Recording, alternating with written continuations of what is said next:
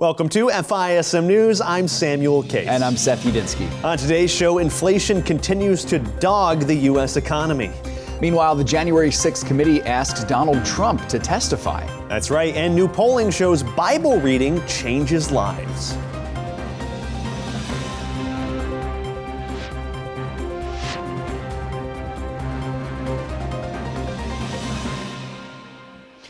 Well, folks, let's start off our Friday with some economic news here, where September's Consumer Price Index report came in higher than expected yesterday. Yearly inflation registered 8.2%, and core inflation rose to 6.6%, the highest it's been since 1982. Two of the subjects which have most often contributed to rising inflation, that's food and energy, by the way, saw opposite reactions for the month-to-month increases. Food rose 0.8%, while energy decreased by 2.1%. But the year-to-year measures show just how much inflation has impacted two of the most critical consumer items. Food has risen by 11.2%, while energy has risen a whopping 19.8% since September of last year.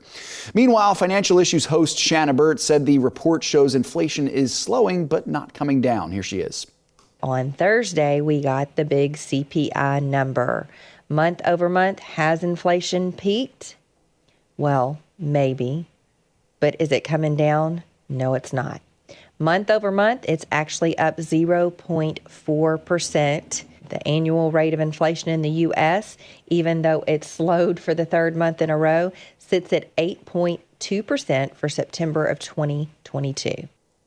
Shifting now to politics and specifically to the midterm elections, two debates in two different states have highlighted the continued importance of the abortion issue in this year's vote. For more on this, we go to FISM's Ian Patrick. The states of Michigan and Wisconsin recently held debates for their high-profile midterm races on Thursday, and both of them displayed how important the role of abortion is becoming in the upcoming elections, something that was quite expected. In Wisconsin, incumbent Republican Senator Ron Johnson faced off against his Democrat challenger, Lieutenant Governor Mandela Barnes, in what was their second and final debate. Both candidates were asked what their position would be regarding abortion in the national sphere. In his response, Barnes, who said his mother had an abortion due to a complicated pregnancy, tried to paint Johnson's views as out of touch with the American people while proposing to codify Roe v. Wade into law. Now, the senator called the overturning of Roe v. Wade a victory. He celebrated the Dobbs decision, and he said that if women don't like the laws of their state, like the 1849 criminal abortion ban we have here, he said they can move. I can't think of a more callous, out of touch, or extreme position to take. Johnson, however, tried to flip the script and paint Barnes as having the most extreme position on abortion with no limitations at all, while suggesting a voting referendum on the matter. And by the way, the most extreme position here would be no limits on abortion whatsoever, allowing an abortion right up to the moment of birth, which is what the lieutenant governor supports. So what I've recommended is let we the people decide with a one-time single issue referendum that asks the decision that we need to come to a decision on, which is at what point does society have the responsibility to protect life in the womb? The two also spoke on crime, which was listed by voters as one of the top priorities nationwide for their ballot consideration in this year's midterms. Meanwhile, the abortion topic also found its way into Michigan's debate between incumbent Democratic Governor Gretchen Whitmer and her opponent, Republican Tudor Dixon. Their responses were similar to those of Johnson and Barnes, as each attacked the other for their views as much as they defended their own. When Roe fell, Mrs. Dixon celebrated that. She said it didn't even go far enough. She said she wanted to make abortion a felony, no exceptions for rape, incest, or health of the woman, and throw doctors and nurses in jail. That is too extreme and too dangerous. I've never said that I wanted to criminalize people. I've never said I wanted this to be a felony. She just is completely making that up. My position on abortion is clear.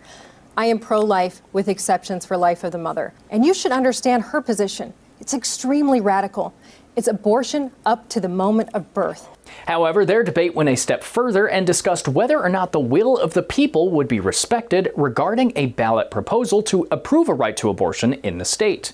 Both candidates said they would respect the outcome of the vote no matter what, although Whitmer seemingly contradicted herself by also saying her action is the reason abortion has not yet been outlawed. A governor will absolutely impact these rights. In fact, the only right abortion is still accessible in Michigan is because of my action. Well, I'll always accept the will of the people, Rick. However, the debate got heated with attacks on past policies and comments as each candidate tried to paint the other as untrustworthy. I can see why she's a little confused about a constitutional amendment, because this is a governor who time and time again thought she was above the Constitution of Michigan. In fact, the people had to go to the Supreme Court to try to rip her powers away, even though she held on to them like grim death. This is a candidate who still denies the outcome of the 2020 election. This is a candidate who will not pledge to accept the outcome of the November 8th election. So for her to stand here and say she will respect the will of the people when she has not even embraced the outcome of a last election or pledged to embrace the outcome of a future election tells me we cannot trust what she's saying. The two also touched on crime as well as another hot-button topic for this year's midterms, that being the educational system. This is Ian Patrick reporting for FISM News. Thanks so much for that updates in the political sphere, Ian. And some political intrigue now, actually. A Democrat operative admitted under oath that he fabricated information about the Donald Trump campaign team when speaking to Russian analyst Igor Danchenko, which was then used to attack Trump as part of the Trump-Russia collusion hoax. Charles Dolan Jr., a former aide to Hillary Clinton during her 2016 presidential campaign run, admitted that he was the source of some information found in the infamous but mostly debunked Steele dossier, while under oath yesterday during Danchenko's trial. The section, now known to come from Dolan, involves supposed insider information about Paul Manafort's resignation as chairman from the Trump campaign. British ex-spy Christopher Steele attributed the accusation to, quote, an American political figure associated with Donald Trump in the compilation of anti-Trump accusations. However, Dolan fabricated the GOP friend as well as the conversation. Under testimony on Thursday, he admitted that information came instead from a cable news talk show. Oh boy. And in some more political drama, yesterday, the January 6th committee played footage of lawmakers from both parties calling Trump administration officials in an attempt to call off the Capitol rioters following the 2020 election. At the conclusion of that hearing, the panelists voted to subpoena President Donald Trump himself for his testimony about his actions ahead of and during that riot. Trump then took to Truth Social to criticize the subpoena, saying this, quote, why did they wait until the very end, the final moments of their last meeting? Because the committee is a total bust that has only served to further divide our country. Now, it remains to be seen if Trump will actually have to testify, given the likelihood of Republicans taking the House in the midterms. Should the GOP retake the lower chamber, they will likely disband the January 6th committee entirely. Meanwhile, on Thursday, jurors in Florida determined that the 2018 Parkland school shooter Nicholas Cruz should be sentenced to life in prison without the possibility of parole, opting against the death penalty. Cruz pleaded guilty last year to 17 counts of murder. Florida Governor Ron DeSantis expressed his frustration at the verdict. Here he is. I think that if you have a death penalty at all, that is a case where you're massacring those students with premeditation and utter disregard for basic humanity, that you deserve the death penalty. And so the jurors came back, apparently it was 11-1 with one holdout refusing to authorize the ultimate punishment. And that means that this killer is going to end up getting a same sentence of people who've committed bad acts, but acts that did not rise to this level. I just don't think anything else is appropriate except a capital sentence in this case. Now, an official sentencing hearing is scheduled for November 1st of this year. Finally, a growing number of Americans are concerned about President Joe Biden's mental health, including a majority of Democrats. The latest survey by I&I and TIP shows as of October of this year, 64% of voters are at least somewhat concerned about Biden's mental fitness. That's a 5% increase from early August, when 59% said the same. Of those, 41% said they are very concerned. That's up from 36% in August. According to I&I, virtually all of October's gains came from Democrats, who went from just 39% expressing concern over Biden's mental health in August to 52% in that latest poll. Meanwhile, concern amongst Republicans and independents remains relatively unchanged. And up next, illegal immigrants are being given free cell phones, and North Korea continues its missile tests. Those stories and more after a moment in history.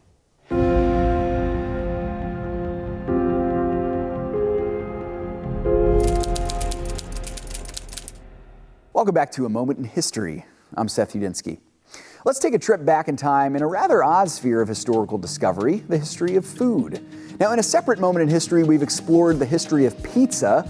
And while pizza tops the favorite food list of most Americans, myself included, it is not the only tasty food out there.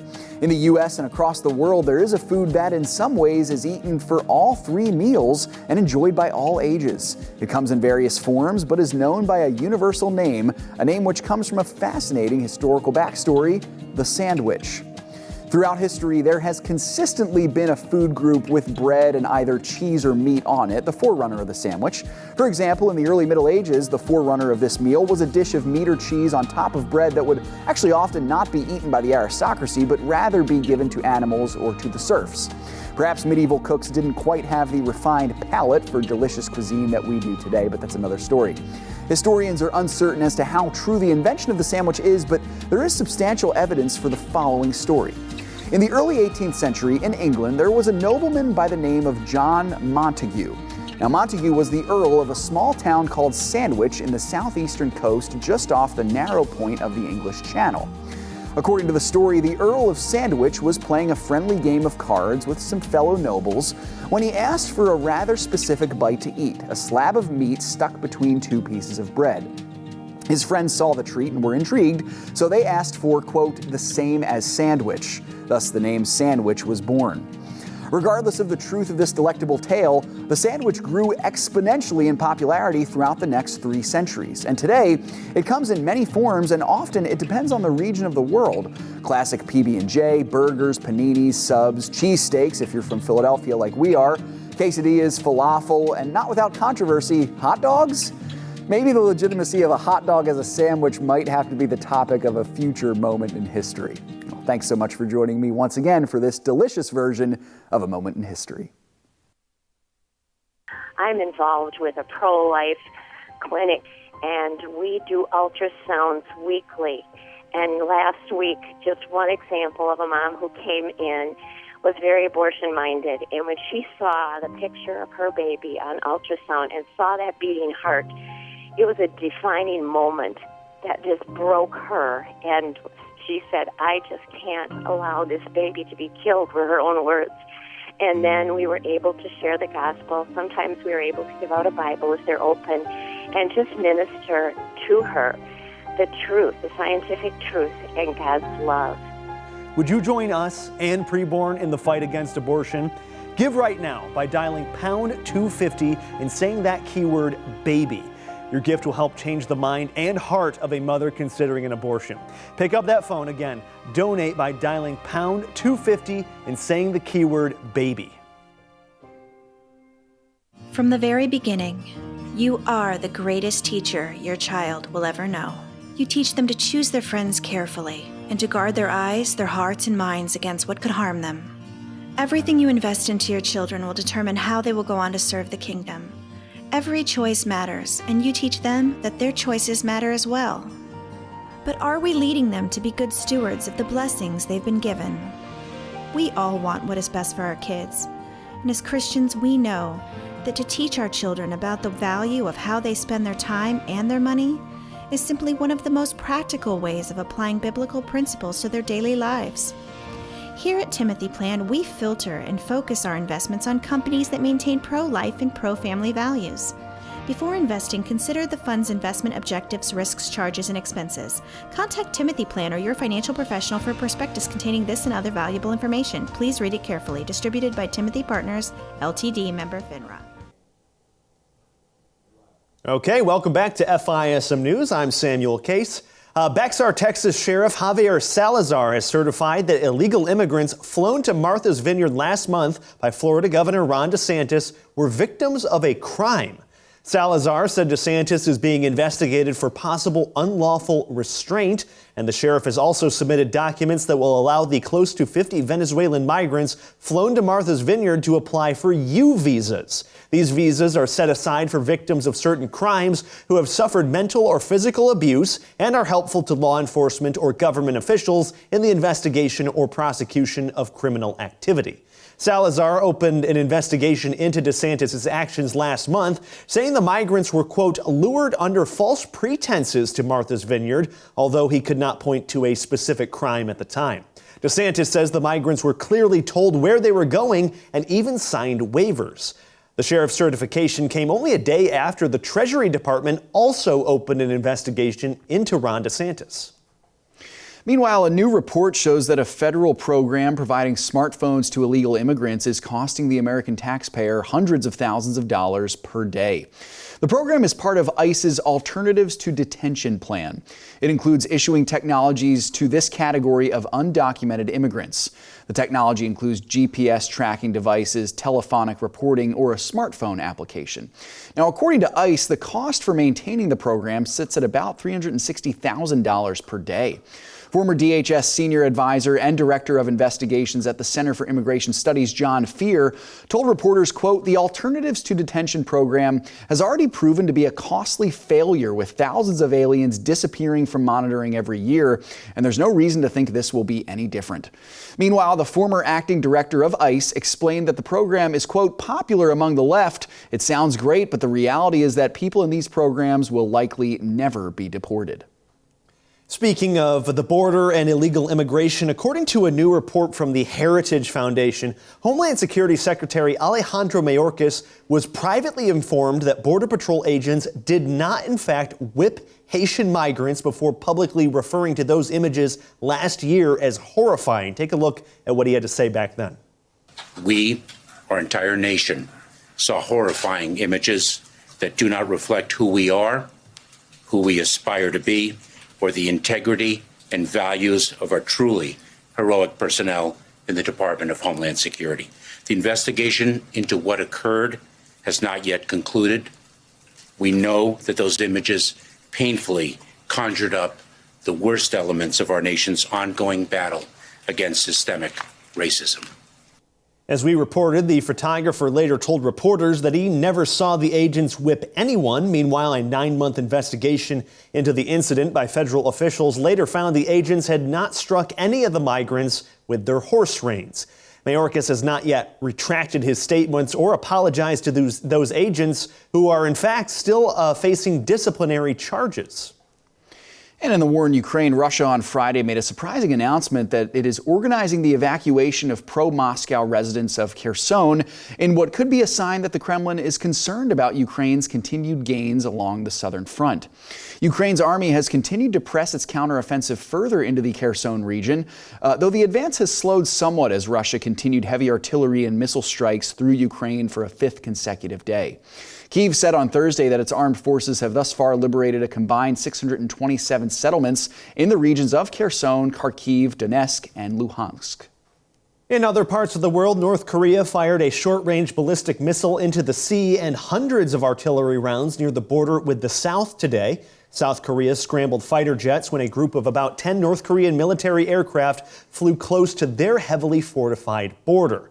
North Korea also fired some 450 rounds of artillery into sea buffer zones on multiple occasions as well. South Korea's National Security Council condemned the North for escalating tensions. It called the moves a violation of a 2018 bilateral military pact that bans hostile acts in the border area. Meanwhile, Seoul imposed its first unilateral sanctions against Pyongyang in nearly 5 years, blacklisting 15 North Korean individuals and 16 institutions involved in missile development. And before we go to break, Iraq's parliament on Thursday elected Kurdish politician Abdul Latif Rashid as president, who immediately named Mohammed Shia al-Sudani prime minister designate, ending a year of deadlock after a national election in October of last year. The presidency, traditionally occupied by a Kurd, is a largely ceremonial position, but the vote for Rashid was a key step toward forming a new government, which politicians have failed to do since the election.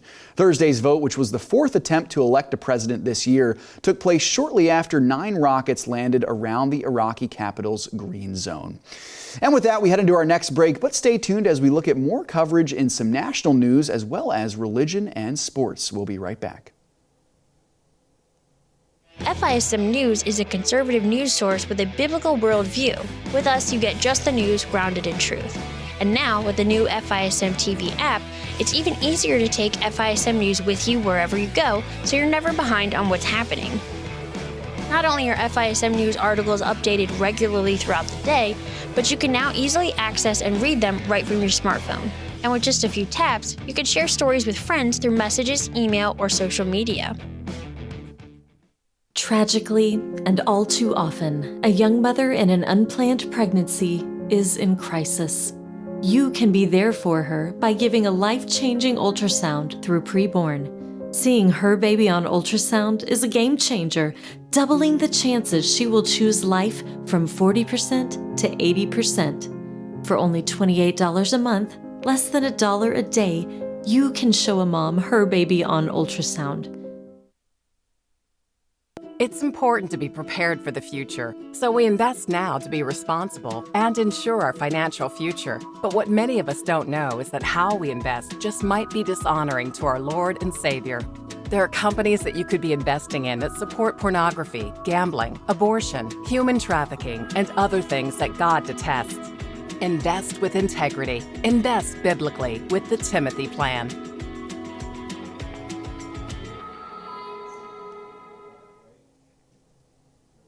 And welcome back to FISM News. Once again, I'm Samuel Case. Let's start our segment with some business news. Consumer Financial Protection Bureau Director Rohit Chopra said this week that he's considering investigating PayPal over a rescinded policy that would have fined users up to $2,500 for spreading what they called misinformation. Chopra expressed concern that the policy represented an extreme measure to regulate free speech. PayPal removed the policy, claiming it was an error, asserting that information contained in their revision was incorrect. On today's episode of Financial Issues, CEO and founder of digital marketplace Public Square, Michael Seifert, explained that the danger behind the PayPal's policy is now rescinded but might still be present. Take a look. It is an attack on free speech, and financial institutions over the past few years have increasingly targeted their own consumers if you speak out of line. And so if you start to talk with political views that the financial institution may not agree with, they will violate your constitutionally protected speech and your right to speak your mind, and utilize and weaponize their financial standing in order to do so. And so PayPal's the most egregious example we've seen as of late. But there's a big lesson in here for all of us, which is that we need to wake up and realize that these financial institutions often do not have your best interests in mind. And the problem is, technically, we signed up for this. If we signed up for PayPal and we signed up to their terms, what a journalist yesterday went and discovered is that PayPal's actually been doing this in the fine print for a while now. They've had conduct requirements that you must uphold as a consumer. It's just been in the shadows. Well, in a troubling report in Health News, according to Dr. Jeremy Carswell, a pediatrician at Boston's Children's Hospital Gender Management Service, by the way, the number of adolescents entering gender programs has skyrocketed over the last several years. Now, according to Dr. Carswell, who is a proponent of gender treatments in minors, the department receives dozens of calls per week for new patients, and at one point had maxed out on our capacity to see patients, in their words. But after a bit of rearranging, they expected to be able to take on a higher patient caseload. Now, aside from the obvious moral problems with puberty blockers, these drugs can also be quite harmful to the users. Research has shown that they can cause sterilization, heart disease, risk of cancer, psychosis, and decreased bone density. However, Carswell stated that physicians continue to prescribe these medications a lot like candy, in her words.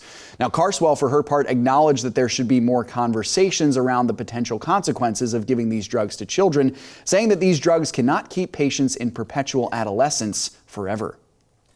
All right, let's turn now to some news in crime, starting with 5 people, including an off-duty police officer, who were shot dead in the North Carolina capital city of Raleigh yesterday. A manhunt ensued and resulted in the arrest of a juvenile suspect. 2 other people were wounded in the incident. North Carolina Governor Roy Cooper lauded the officers who worked to take down the shooter. Here he is. These law enforcement officers ran to the crisis when they knew that there was an active shooter who was ready to kill people. Police offered no details about how the shooting spree unfolded, nor about the circumstances of the suspect's capture. Meanwhile, in New England, 2 officers were shot and 3rd wounded in what was apparently an ambush. Reports suggest that a fake 911 call alleging a domestic disturbance between 2 brothers was used to lure these officers to the scene. One of the suspects died at the scene as well, while the other suspect has been hospitalized. In some other news, according to new data, ACT test scores have plummeted to the lowest level in over 3 decades. The American College testing found that average scores among 2022 high school graduates fell to 19.8 out of 36. That's the lowest since 1991. The report found that almost half of all graduating seniors this year failed to meet any subject benchmarks in English, math, reading, and science. And the number of students taking the ACT exam also fell by 30% over the last 4 years, plummeting to a low of 37% among black students in 2022.